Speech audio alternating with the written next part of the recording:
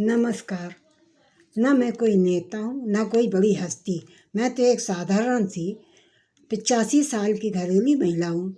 मेरी आप सबसे हाथ जोड़कर विनती है, टीवी पर आप सब नेताओं को देखकर शर्म आती है, दहशत होती है। ये अपने देश के संचालक हैं जिन्हें जनता ने देश के कुछ अच्छा करने के लिए भेजा, वोट दिए हैं। वे क्या कर रहे हैं? कुंजरों की तरह लड़ते हैं, गालियाँ बकते हैं, डेस्क पर चढ़कर पेपर फाड़ते हैं, तोड़ फोड़ करते हैं। क्या शिक्षा दे रहे हैं वे अपने बच्चों को? उनके घर में भी बच्चे हैं, सारे देश के बच्चे देखते हैं, क्या शिक्षा पा रहे हैं? यही देखकर बच्चे अपना संस्कार भूलते जा रहे हैं, फ्यूरियस हो रहे हैं। जब उन्हें ही बड़ों का आदर करना नहीं आता तो और बच्चे क्या सीखेंगे? सबके पास पावर था, देश के लिए क्या किया? जनता का पैसा मार मार कर अपना घर भरा, बड़ी बड़ी हवेलियां खड़ी कर ली, अपने नाते रिश्तेदारों को फायदा पहुंचाया, गुडले पाले, आतंकवादियों का साथ दिया। जनता के लिए क्या किया? समाजवादी पार्टी के समय क्या होता था? यूपी में लोगों को जान से मार देना, लड़की को उठवा लेना। मैं तो स्वयं भुक्तभोगी हूँ। मैं अपनी बेटी को इलाहाबाद परीक्षा दिलवाने लेकर गई। ट्रेन से जैसे ही उतर के मैंने रिक्शा किया और रिक्शा हनुमान मंदिर सिविल लाइन से होता हुआ एलएनगंज जाना था। हनुमान मंदिर के थोड़ा सा आगे बढ़ा कि 4-5 गुंडे आकर के, 4-5 मोटरसाइकिल पे गुंडे आकर के मेरे रिक्शे के चारों तरफ चक्कर लगाने लगे।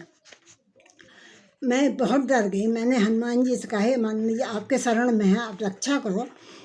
तो पता नहीं क्या हनुमान जी ने मेरी सुन ली। वो गुंडे 4-5 चक्कर लगाकर वापस चले गए। रिक्शे वाला बोला, बहन जी आज आप लोग बहुत बच गए हैं, वरना आज पता नहीं क्या क्या होता। ये सब आप लोगों को उठा ले जाते, आपका पता भी नहीं लगता। हमने कहा क्यों आप लोग कुछ बोलते नहीं? यहाँ के और लोग नहीं बोलते हैं? बोले कोई क्या बोले, जिस जो बोलता है वो जान से मार दिया जाता है। ना यहाँ कोई एफआईआर आई, ना कोई रिपोर्ट, ना पुलिस सुनती है, पुलिस भी सबूनी की है। ये सब गुंडे नेताओं के बेटे हैं और उनके साथ उनके चमचे रहते हैं, उनसे कोई नहीं बोल सकता। एक दिन हम चौक पर एक बुजुर्गवार को अपनी बेटी के साथ चौक में वो बाजार करने आए। बाजार के लिए जैसे ही वो रिक्शे से उतरने लगे, भरे बाजार में 2 मोटरसाइकिल वाले आए और उस लड़के को उठा कर पकड़ के अपने मोटरसाइकिल में बैठा लिया। बुजुर्गवार बेचारे चिल्लाते रहे, दौड़े तो उनको धक्का देकर वो उस लड़की को लेकर चले गए। हमने कहा क्यों, कोई बोला नहीं? बोले सारा बाजार देख रहा था, सब पहचानते थे, लेकिन कोई नहीं बोल सकता है। ये सब नेताओं के लड़के हैं सब। ये हालत थी पहले। क्या जनता की भलाई, क्या जनता की भलाई करेंगे? इंसान की फितरत नहीं जाती है कभी भी। अभी भी क्या कर रहे हैं? कुर्सी के लिए सीधे साधे किसानों को गुंडे की तरह हरकत करवा दी। बहका बहका कर किसान भाई भी उनके बहकावे में आ गए। किसानों का फर्ज था, उनके लिए कानून बनाए गए थे, कुछ दिन उस पर अमल करते, फिर चाहे यदि गड़बड़ी होती तो फिर हड़ताल करने का था। एक कलंक किसानों के बहकावे में अपने ऊपर लगा लिया। 26 जनवरी का दिन कोई नहीं भूल पाएगा। उसके कारण देश के झंडे की शान को धक्का लगा। सब पार्टियां मिलकर मोदी जी के पीछे पड़ी। आखिर क्या की बिगाड़ा है मोदी जी ने?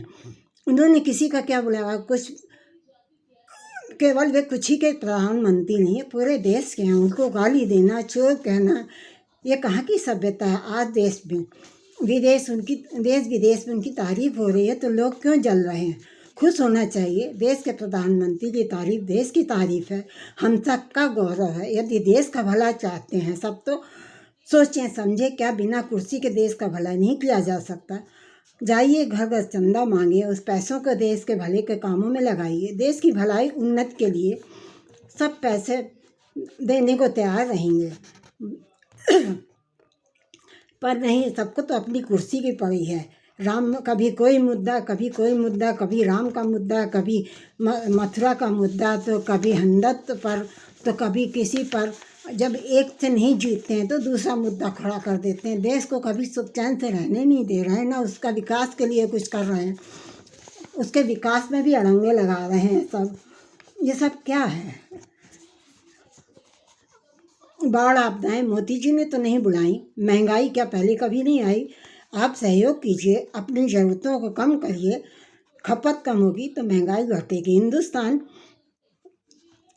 हिंदुओं का है, फिर उस पर क्यों कंट्रोवर्सी। बापू तो सब मानते, पर उनके उसूलों पर भी चलना सीखें। बापू के रग रग में राम बसे थे, रोज राम का भजन सुनते थे। रघुपति राघव राजा राम, सबको सन्मति दे भगवान। प्राण त्यागते वक्त भी भगवान मांगते मांगते प्राण त्याग दिए। कुछ लोगों ने सन्मति तो नहीं ली, पर रावण की कुमति ले ली। अंत समय में बापू के मुंह से हे राम ही निकला। किसी और का भी नाम ले सकते थे, पर राम बोले। मेरी देश की जनता से हाथ जोड़कर विनती है, आंखें खुली रखो, बहकावे में ना आओ। दुश्मन आग गड़ाए बैठा है, दुश्मन आग गड़ाए बैठा है। इससे तेरा विखंडन होता रहा, एकजुट नहीं हुए तो फिर कहीं ना गुलामी का दंश सहना पड़े। सभी अपना स्वार्थ छोड़ देश का भला सोचें। बड़ी मुश्किल से देश संभला है, उन्हें और मजबूत बनाना है। मजबूत हाथों में ही देश को सौंपना है। लगता है देश की जनता को मोदी जी जैसा नेता नहीं चाहिए, जो सबकी गालियाँ अपशब्द सुनकर भी चुप रहता है।